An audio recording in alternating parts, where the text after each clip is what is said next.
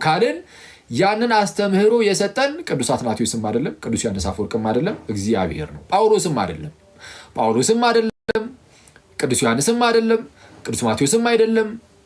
የቤተ ክርስቲያን ነው የአስተምህሮ ካልን የሰጠን ማን ነው? ራሱ እግዚአብሔር ነው። ጳውሎስ ቢሰጠን እንኳን የሰጠን ከማን ተቀብሎ ነው? ከጌታ ተቀብሎ። ልክ ገላትያ ምዕራፍ 1 ቁጥር 11 ላይ መምሩ እንደተናገረው ቅዱስ ጳውሎስ ራሱም በእኔ የተሰበከ ወንጌል እንደ ሰው እንዳይደለ አስታውቃችኋለሁ ያለው። ልክ በእኔ የተሰበከ ወንጌል እንደ ሰው እንዳይደለ አስታውቃችኋለሁ። በቃ እንደ ሰው እንደ ሊቃውንት እንደምንም በፍጹም እንደዛ አይደለም።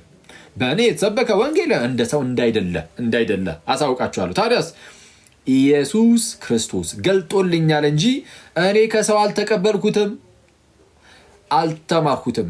ከሰው አልተቀበልኩም ከሰው አልተማርኩም። ጌታ እርሱም ኢየሱስ ክርስቶስ እርሱ ገልጦልኛል እንጂ እኔ ከሰው አልተቀበልኩም። አሁን ጳውሎስ ሰጠን ቢባል ቀጥታ ጳውሎስ መነሻ ሆኖ አይደለም። ጳውሎስ መነሻ አይሆንም። ቅዱስ ጳውሎስ መነሻ አይደለም። ቅዱስ ማቴዎስ፣ ቅዱስ ዮሐንስ፣ ሌሎችም ሐዋርያት መነሻ አይደሉም። መነሻው ራሱ እግዚአብሔር ነው። እግዚአብሔር አምላካችን ወይም ጌታችን ኢየሱስ ክርስቶስ ለቅዱሳኑ ለሐዋርያቱ ይህንን አስተምህሮ ሰጣቸው፣ ይህንን ወንጌል ሰጣቸውና ያንን የተቀበሉትን ወንጌል ደግሞ ወደኛ አስተላለፉት። ከነሱ የተቀበሉ አባቶቻችን ወደ ቀጣይ አባቶች እያለ በቤተ ክርስቲያን ውስጥ አሁን እኛ ጋር ደረሰ። በቅብብሎች ውስጥ ይህ አስተምህሮ ወደኋላ ተመልሰን ስንመለከተው ቀጥታ የተቀበልነው ከማን ነው? ይሄ ከእግዚአብሔር ሲሆን ይሄ ከእግዚአብሔር ነው። ከእግዚአብሔር ቀጥታ የተቀበልናቸው አስተምህሮች የቤተ ክርስቲያን ነው የሚባሉት። የሆነ ግለሰብ አይደለም፣ የቤተ ክርስቲያን ይሄ አንደኛው ነው ብያቸዋለሁ። ሁለተኛው ግን ምንድን ነው አልኳችሁ? በተለያየ ሁኔታ ወይም የሆነ መጽሐፍ ቅዱስ ላይ የተቀመጠ ነገር ለማብራራት ምናምን ሊቃውንት ደግሞ የክርስቲያን ውስጥ የተነሱ ትልልቅ መምህራን፣ ትልልቅ ሊቃውንት አባቶቻችን፣ ቅዱሳን አባቶቻችን ያብራራሉ። ሲያብራሩ የሚያብራሯቸው አንዳንድ ነገሮች የሚሰጧቸው እይታዎች ይኖራሉ። እነዛ ደግሞ እይታ ይባላሉ አይደለ? አዎ። ለምሳሌ ሴት ከአዳም ጎን የተገኘችው ይሄ ምንም እይታ ሳይሆን ራሱ መጽሐፍ ቅዱስ የሚለው ነው አይደል? አዎ። ሴት ከአዳም ጎን የተገኘችው ግን ከየትኛው? ከግራ ወይስ ከቀኝ? ከግራ ጎን ነው ወይስ ከቀኝ ጎን የተገኘችው? ቆነጃጅት ከየት ነው የተገኛችሁት? እሺ ሔዋን ከአዳም ጎን የተገኘችው ከቀኝ ነው ከግራ ነው የሚል ነገር የለም መጽሐፍ ቅዱስ ላይ አለ? የለም። ስለዚህ ከግራ ነው ቢባል እይታ ነው፣ ከቀኝም ቢባል እይታ ነው። አንድምታችን ይህንን ሲያብራራ ዘፍጥረት አንድምታ ትርጓሜ ላይም ከግራ ይልና ከዚህ አንጻር ይልና መለስ ያደርግና አንድም ይልና ደግሞ ከቀኝ ይልና ደግሞ ከቀኝ ቢሉ ደግሞ ከዚህ አንጻር ብሎ ደግሞ ይናገራል። ከግራ ቢባል እንደው ከዚህ አንጻር፣ ከቀኝ ቢባል መቼስ ከሁለቱም ሳይድ ወጣች አይባልም አይደለ? ሔዋን ሁለት አይደለችም፣ አንድ ነች። ከአዳም ከጎኖቹ ወጣች ተገኘች ሳይሆን ከጎኑ ተገኘች ነው የተባለው።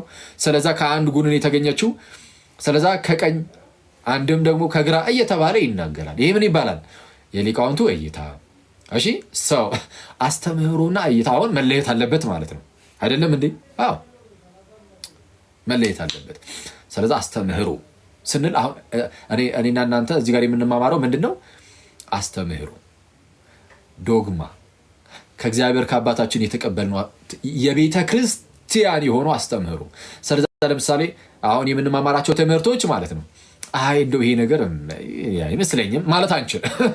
ምክንያቱም አይመስለኝም ማለት እግዚአብሔር ወይ ከአንተ እኔ የተሻለ አውቃለሁ እንደማለት ነው። ስለዛ እንደዛ አይሆንም። እግዚአብሔር አንድ ጊዜ ፈጽሞ ለቅዱሳኑ የሰጠው አስተምህሮ አለ፣ ወይም እምነት ወይም ሃይማኖት አለ። ልክ ይሁዳ በመልእክቱ ቁጥር 3 ላይ እንደተናገረው ማለት ነው። ለቅዱሳን አንድ ጊዜ ፈጽሞ ስለተሰጠ ሃይማኖት እንድትጋደሉ እየመከርኳችሁ ጽፍላችሁ ዘንድ ግድ ሆነብኝ አይደል? አሁን ለቅዱሳን አንድ ጊዜ ፈጽሞ ስለተሰጠ ምን ሃይማኖት ማለት እምነት ማለት ነው። ምንድነው እምነት? አስተምህሮ እምነት ተብሎ ይጠራል። እንግዲህ ከዚህ ቀደም ምናልባት ነግሬያችሁ ይሆናል። ኦፍኮርስ ነግሬያችኋለሁ። እምነት ሁለት አይነት እምነት ሊኖር ይችላል። አንደኛው ቀጥታ የአማርኛ እንትኖቹን አላቃቸውም ማለት አቻ የሆነ ፍቹን አቻ የሆኑ ትርጉሙ ማለት ነው። አቻ የሆኑ ቃል ኦብጀክት ኦፍ ፌዝ እና አክት ኦፍ ፌዝ የሚባል ነገር አለ። ፌዝ ማለት እምነት ነው። ፌዝ ማለት እምነት ነው እንደምታውቁት አይደል?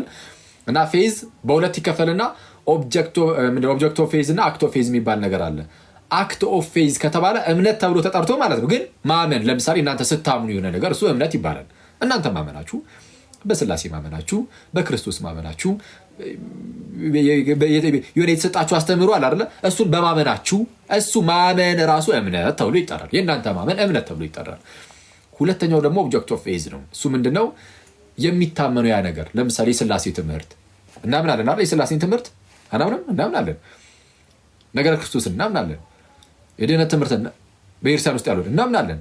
ያ የሚታመነው ነገርም እምነት ተብሎ ይጠራል። እምነት፣ ሃይማኖት እምነት ተብሎ ይጠራል። ስለዚህ አሁን ለቅዱሳን አንድ ጊዜ ፈጽሞ ስለተሰጠ ሃይማኖት እንድትጋደሉ እጽፍላችሁ ዘንድ ግድ ሆነብኝ ይላል። ስለዚህ አሁን የተሰጠው የአንድ ጊዜ ፈጽሞ የተሰጠ ሃይማኖት ማለት አንድ ጊዜ ፈጽሞ የተሰጠ አስተምህሮ ማለት ነው። ስለዚህ አሁን አስተምህሮ አንድ ጊዜ ፈጽሞ ተሰጥቷል። ከአሁን በኋላ ሐዋርያት ካለፉ በኋላ የሚጨመር አስተምህሮ አይቻልም። ይቻላል? በሃይማኖት ደረጃ አይቻልም። ሐዋርያት አንድ ጊዜ ካለፉ በኋላ ሐዋርያት ያልደረሱበት ቀስ እያለ እግዚአብሔር እየገለጠ የሚለው ነገር የለም። በሃይማኖት ደረጃ ሃይማኖት አንድ ጊዜ ፈጽሞ ተሰጥቷል።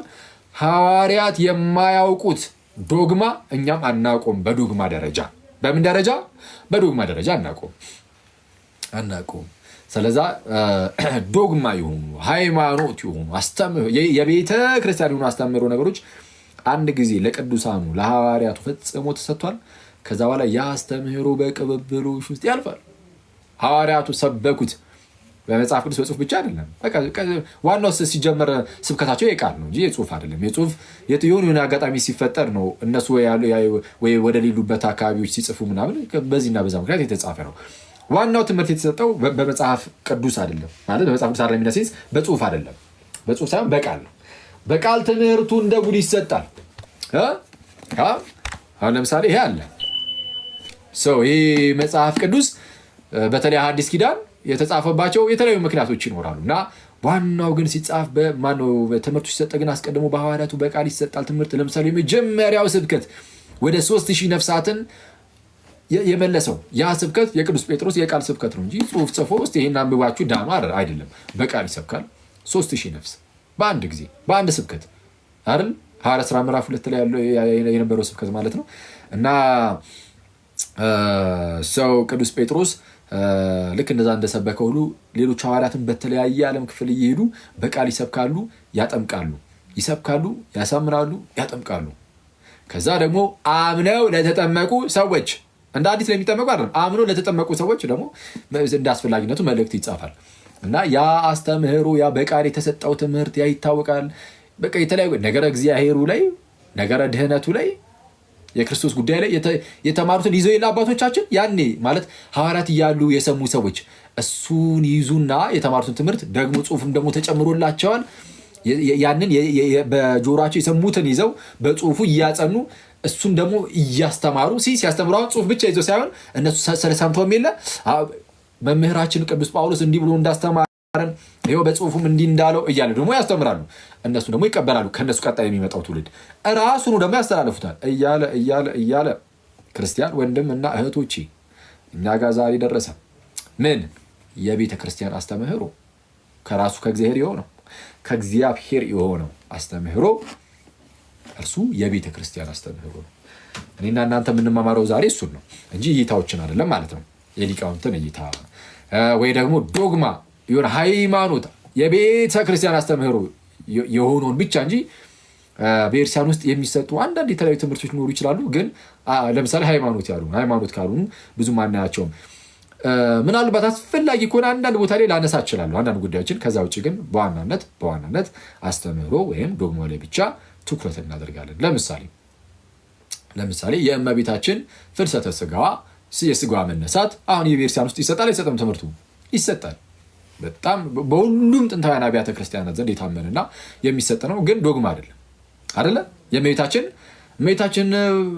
ምንድነው ሞታ ዘዋ አይደለም የቀረችው፣ ይልቁንም ጌታችን ወይም ልጇ ወዳጇ ክርስቶስ ኢየሱስ ስጋዋን አንስቶታል፣ መቃብሩ ባዶ ነው እንደተባለው ማለት ነው።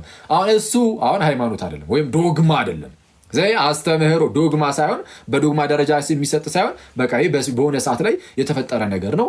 በቤተክርስቲያን ውስጥ ዶግማ አይደለም። ዶግማ ስላልሆነ አሁን እንደዚህ አይነት ትምህርቶችን እዚህ ላይ አንማማርም ማለት ነው። የምንማማረው ዶግማ የሆኑትንና ለመጠመቅ ሲፈልግ አንድ ሰው ከኦርቶዶክስ ቤተክርስቲያን ውጭ ያላችሁ ሰዎች፣ ፕሮቴስታንቶች፣ ሙስሊሞች፣ ኤቲስቶችም ካላችሁ ወደ ቤተክርስቲያን መታችሁ መጠመቅ ስትፈልጉ አስቀድማችሁ ልታምኗቸው የሚገቡ ዋና ነገሮችን ብቻ ነው የምንማማረው። የትኛውም ክርስቲያን ደግሞ ይህንን በጣም ማወቅ አለበት እና እዛ ላይ ትኩረት እናደርጋለን። ምንድን ናቸው? አንደኛው እንግዲህ ስለ ሃይማኖት እንማማራለን ምናምን ካለን እንግዲህ ሃይማኖት ማለት እግዚአብሔር ለእኛ የሰጠው ነው ምናምን ካለን እግዚአብሔር ለእኛ የሰጠው አስተምሮ የምን እግዚአብሔር የሚል ሰው ሊኖር ይችላል። ስለዛ የምንጀምረው ከፈጣሪ መኖር ይሆናል። ፈጣሪ የምር አለ ግን ማለት እግዚአብሔር ይህንን አስተምሮ ሰጥቶናል እንላለን፣ ግን የምር እግዚአብሔር አለ ተብሎ ደግሞ ይጠይቃል። ስለ ቀለል አድርጌ አሁን እዚሁ እነግራችኋለሁ። እግዚአብሔር አለ የለም አለ ነው የምላችሁ። ኦፍኮርስ ግን ቀለል አድርጌ የተወሰነ ነገር ስለመኖሩ ትንሽ ነገር ብቻ ተማምረን እናልፋለን። ያው እግዚአብሔር መኖሩን የማያምን በእርግጥ የለም አሁን ኦርቶዶክስ ሆኖ፣ ግን ሌሎቹ ነገሮች ላይ ትኩረት ብናደርግም ግን ይህንን እናያለን። የእግዚአብሔርን መኖር፣ የፈጣሪ መኖር፣ ፈጣሪ የምርም አለ የሚለውን ማለት ነው። ቀጠል አድርገን ደግሞ ፈጣሪ አለሽ ይሁንሽ ፈጣሪ ነው ምን ይኸው ግን በጣም በርካታ ሃይማኖቶች ፈጣሪ ብለው የሚለምኑት የሚማጸኑት የሚያመልኩት እንግዲህ በጣም በርካታ ሃይማኖቶች አሉ። እያንዳንዱ ሃይማኖቶች ደግሞ የሚያመልኩት ፈጣሪ ይለያያል። ለምሳሌ ሙስሊሞች ጋር ብትሄዱ እንደው አላህ የሚባል ፈጣሪ አለ። ያ ፈጣሪ ምንድነው? አንድ አምላክ ሲሆን አንድ አካል ነው ብለው ያስተምራሉ። ወደ ክርስትና ደግሞ ስትሄዱ ስላሴ ነው ትላላችሁ። አንድ አምላክ ነው ይላሉ ክርስቲያኖችም፣ ግን ሶስት አካላት እንዳሉት ግን ይናገራሉ። ወደ ሌላው ስትሄዱ ደግሞ ሌላ ነገር ይባላል። አንዳንዶቹ ብዙ አማልክት አሉ ብሎ የሚያምኑም አሉ። ፈጣሪ አለ ግን ብዙ አማልክት ነው ያሉት ብሎ ደግሞ የሚያስተምሩ አሉ።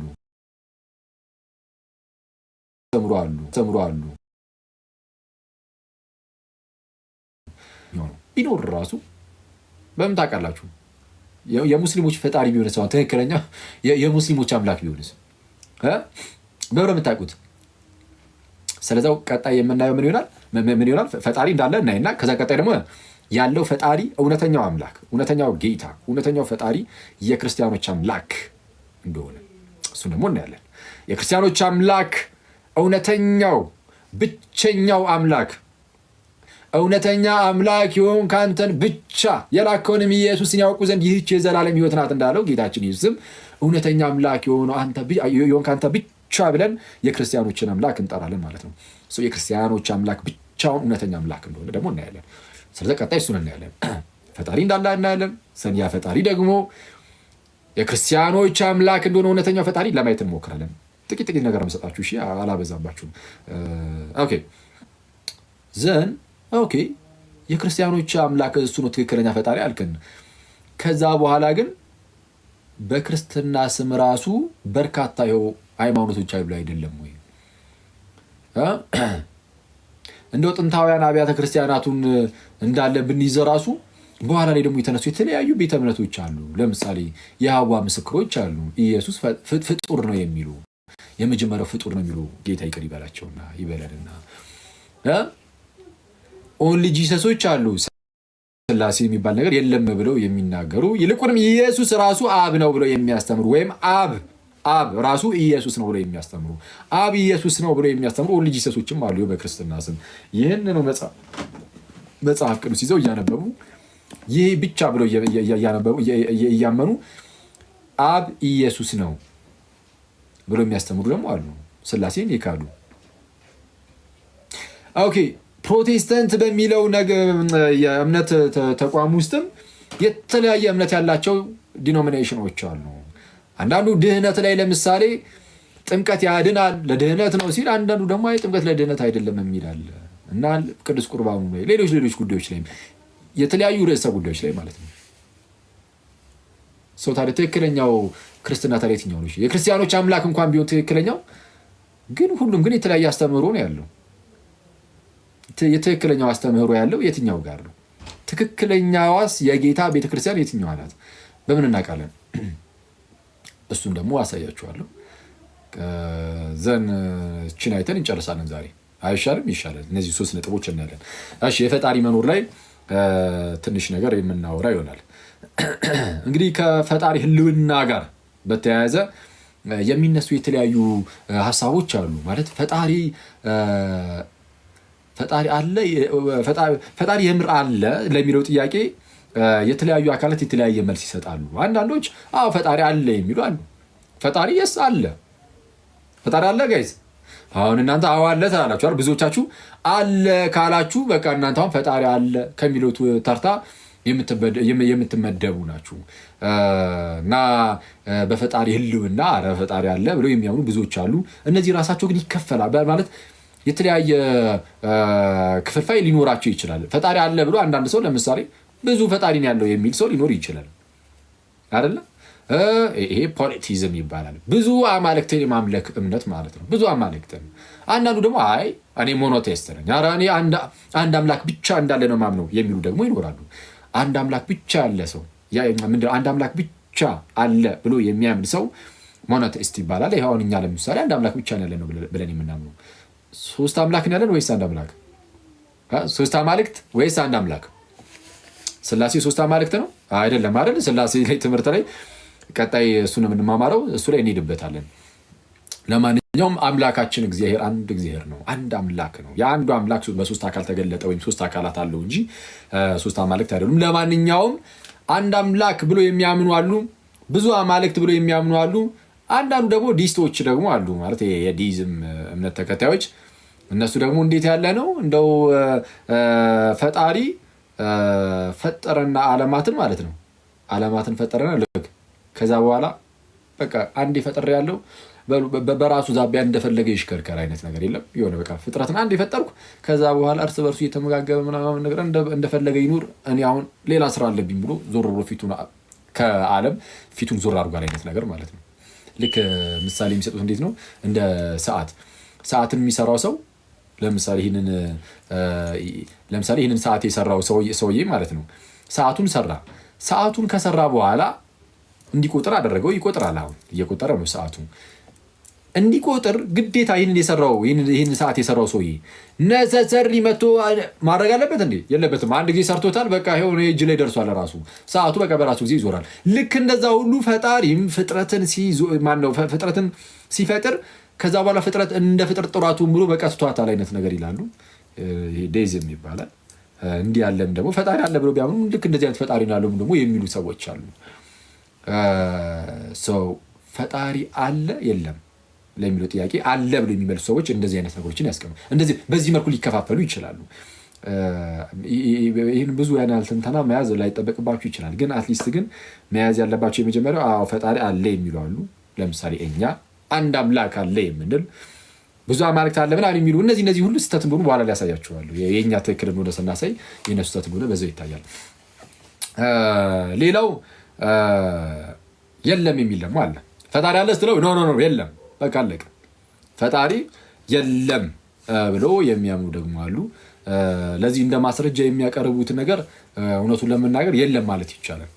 ፈጣሪ ጭራሹ የለም ለማለት የሚያበቃ ወይም ደግሞ ፈጣሪ የለም ለማለት ሊቀርብ የሚችል መረጃ በፍጹም የለም።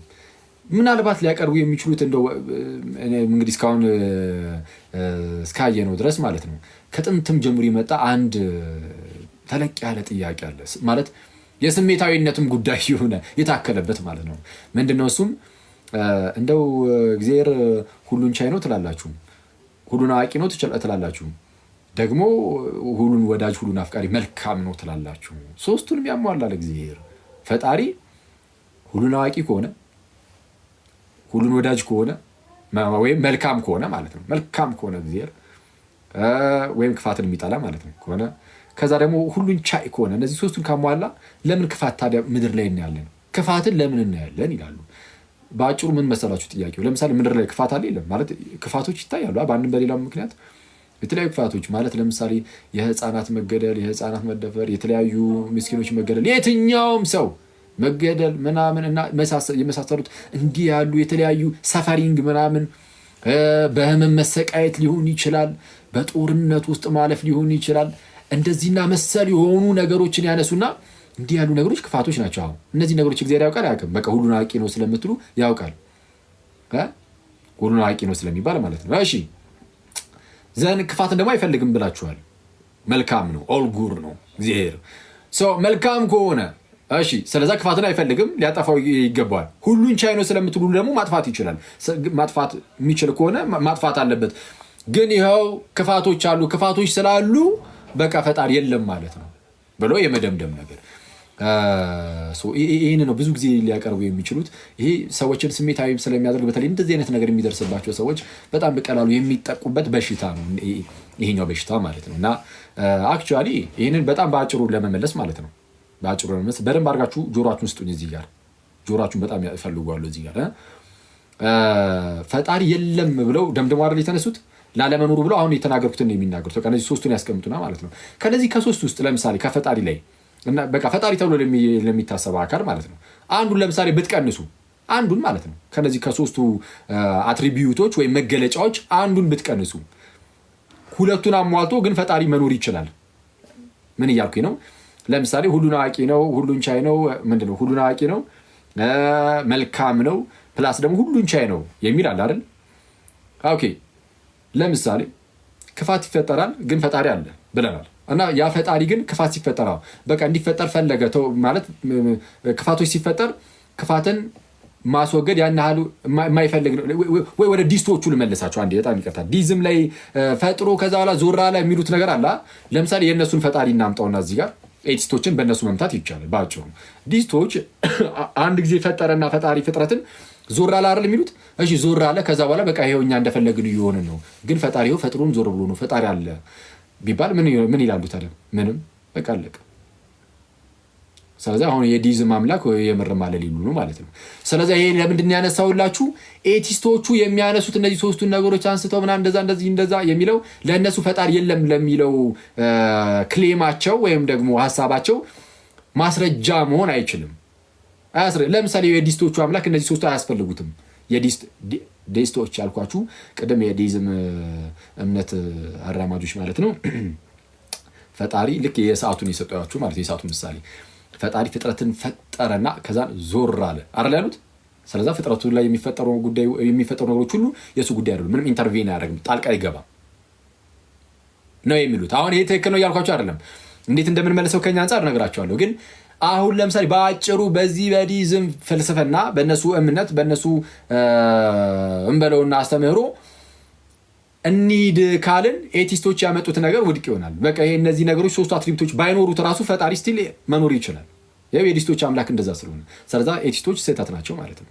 ወይም ደግሞ ፈጣሪ የለም ለማለት ይህንን ማቅረብ ጭራሽ አይጠበቅባቸውም። ስለዛ ምንም አይነት ማስረጃ የላቸውም ፈጣሪ የለም ለማለት። ግን የኛ አምላክ ግን ትክክል ነው። እነሱ እንዳሉት ሁሉን አዋቂ ነው፣ ሁሉን ቻይ ነው፣ ሁሉን ወዳጅ መልካም ነው። ግን ስቲል ክፋት ይፈጠራል። ለምን ከተባለ በአጭሩ ሁሉን የማይችል ሆኖ አይደለም፣ እንደው መልካም ሳይሆን እና ክፋትን የማይጠላ ሆኖ አይደለም፣ ሳያውቅ ቀርቶ አይደለም፣ ሁሉን ያውቃል። ግን በጣም ብዙ ምክንያቶች ሊቀርቡ ይችላል። አንደኛው ያለንባት ዓለም ክፋት የነገሰባት ዓለም ናት ማለት የውድቀት ዓለም ነው። እግዚአብሔር አስቀድሞ ሲፈጥረው እንዲህ አይነት ዓለም ላይ አልነበረም የፈጠረን። እግዚአብሔር አስቀድሞ ሲፈጥረን በክብር ነበር። በኋላ ግን ሰው ኃጢአትን ሰራ፣ በኃጢአትን ምክንያት ወደቀ። የውድቀት ዓለም ውስጥ ስላለን እንደነዚህ አይነት ነገሮች ይፈጠራሉ። እስከ መቼ? ሁሉም እስኪያልፍ ድረስ፣ ጌታችን ኢየሱስ እስኪመጣ ድረስ።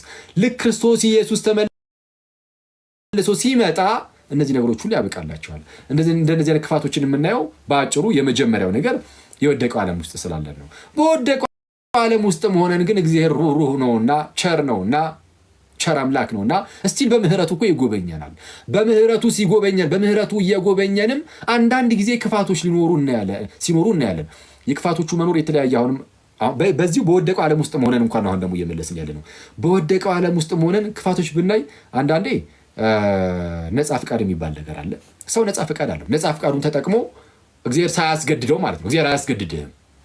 ስለማያስገድድህ ሰው ነፃ ፍቃዱን ተጠቅሞ የሆነ ክፋትን ሊያደርግ ይችላል። እግዚአብሔር ግን ይቀጠዋል። በኋላ ላይ እግዚአብሔር ግን ይቀጠዋል።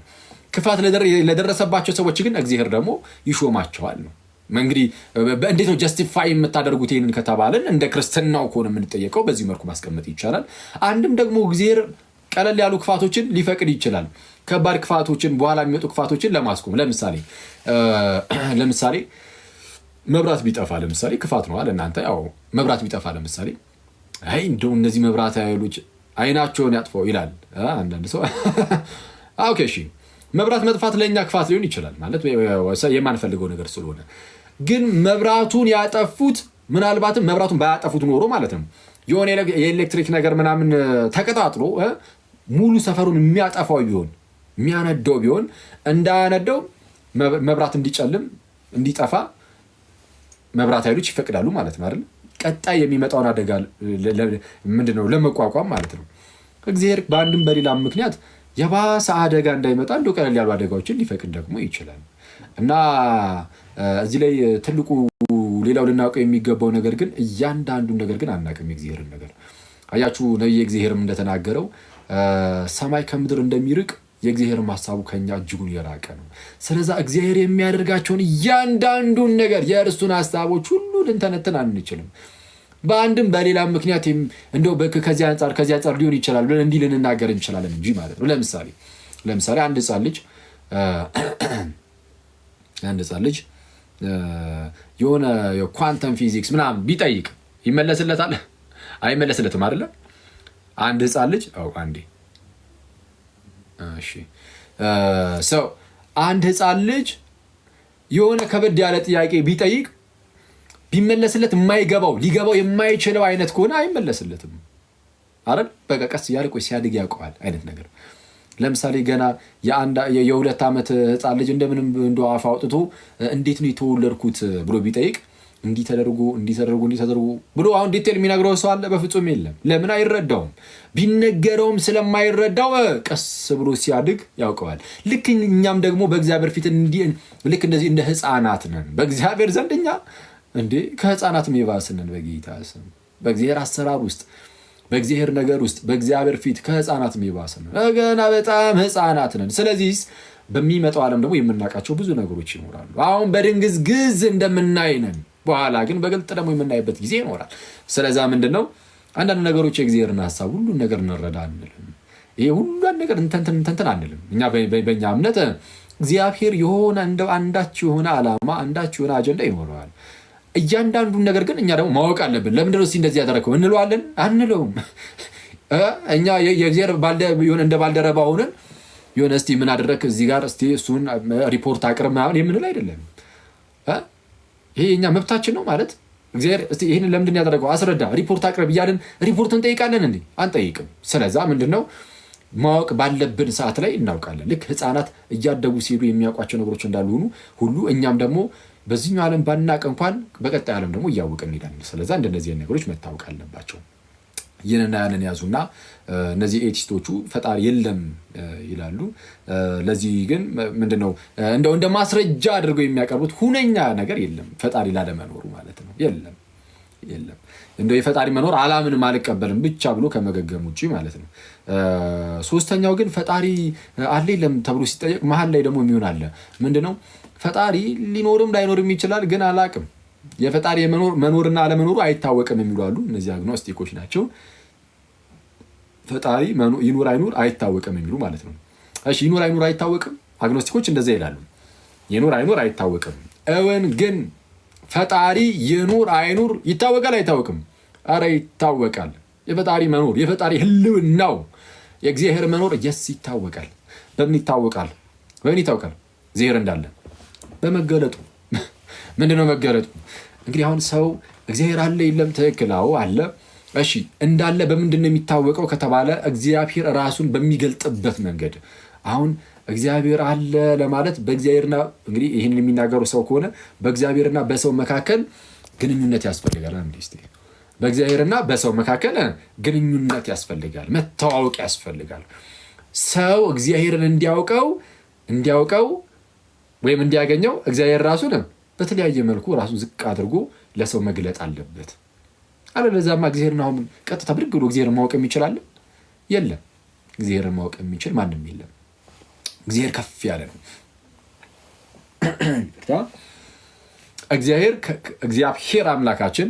እግዚአብሔር አምላካችን ከሁላችን እጅግ ከፍ ያለ ነው፣ ከአእምሯችን ሁሉ የሰፋ ነው እና ያንን ኃያል የሆነ ኢንፊኒት የሆነ የማይወሰነውን አምላክ ውስን በሆነች በዚህ ጭንቅላታችን ልንመረምረው፣ ልንደርስበት፣ ልናውቀው በፍጹም አንችልም። ስለዚህ እግዚአብሔር የማይወሰን ነው። የማይወሰነው አምላክ የሚታወቀው ለእኛ ለውስኖቹ ማለት ነው። ውስን በሆነ መልኩ ይመጣና ይገለጥልናል። ከዛን ሲገለጥልን በዛ ውስጥ እግዚአብሔርን እናውቀዋለን። እግዚአብሔር የሚታወቀው በመገለጡ በባህሪው የማይወሰን ነው። ውስን በሆኑ ነገሮች ግን ራሱን ሊገልጥ ስለሚችል በነዛ ውስን በሆኑ ነገሮች በተገለጠው መሰረት ልናውቀው ልንረዳው እንችላለን እንጂ ቀጥታ እግዚአብሔርን እንደዚሁ በባህሪው አናውቀውም። በመጽሐፈ ኢዮብ ምዕራፍ 11 ቁጥር 7 ላይ ምን ይላል? የእግዚአብሔርን ጥልቅ ነገር ልትመረምር ትችላለህን? ወይስ ሁሉን የሚችል አምላክን ፈጽመ ልትመረምር ትችላለህን ብሎ እንደተናገረ ማለት ነው። ኢዮብ ምዕራፍ 11 ቁጥር 7 ላይ ሐዋርያው ቅዱስ ጳውሎስም ምን ይላል? በመጀመሪያ ቆሮንቶስ መልእክቱ ምዕራፍ 2 ቁጥር 11 ላይ ከእግዚአብሔር መንፈስ በቀር ለእግዚአብሔር ያለውን ማንም አያውቅ። ከእግዚአብሔር መንፈስ በቀር ለእግዚአብሔር ያለውን ማንም ሊያውቅ አይችልም። ማንም አያውቅም፣ ማንም ሊያውቅ አይችልም። ስለዛ እግዚአብሔርን በባህሪው ቀጥታ ልናውቀው አንችልም። የምናውቀው በመገለጡ ልክ የፀሐይዋን ከዚህ ቀደም ብዙ ጊዜ እላታለሁ። ፀሐይ ለምሳሌ ምን ያህል ነው የምትሞቀው? ምን ያህል ነው የምትሞቀው? እስኪ ፀሐይ ማለት ሞቃታማ የሆነ አካባቢ ያለ ሰው እንደ 40 ዲግሪ ሴልሺየስ የሙቀት መጠን መለኪያ ነው። ብዙዎቻችሁ ታውቃላችሁ። ሲሳሪም 40 ከዛ በላይ ይሄዳል። 45 50 ምናምን እሺ ዛረሳረ ይሆናል የሚል አለ። ፀሐይ የምትሞቀው እኛ ጋር ሀሩር ነው 50 ዲግሪ ሴልሺየስ ነው የሚል ደግሞ ሊኖር ይችላል። አንዳንድ ቦታ ደግሞ ቀዝቀዝ ያለ ካለ ደግሞ 20 30 ማነው 20 10 ምናምን እያለ ይወርዳል። 30 ሞቃት ነው ኦፍኮርስ እያለ ይወረደ ደግሞ ሊሄድ ይችላል። አሁን ፀሐይ የምትሞቀው እንዲህ ነው ያልነው ከምን አንጻር ነው? እኛ ጋር ከደረሰው አንጻር ነው። ብርድ አካባቢ ያለ ሰው ከእሱ ጋር ከደረሰችው አንጻር 10 ዲግሪ ሴልሺየስ 15 20 ምናምን ሊል ይችላል። ሞቃታማ አካባቢ ያለው ወዳጃችን ደግሞ እሱ ጋር ከደረሰው ሙቀት አንጻር ያይና ፀሐይ 40 ዲግሪ ሴልሺየስ 50 ዲግሪ ሴልሺየስ ትሞቃለች ሊል ይችላል። 40 እና 50 ዲግሪ ሴልሺየስ ፀሐይ ግን የምርም በራሷ ግን ፀሐይ ማለት ነው ምን ያህል ዲግሪ ሴልሺየስ የምትሞቅ ይመስላችኋል?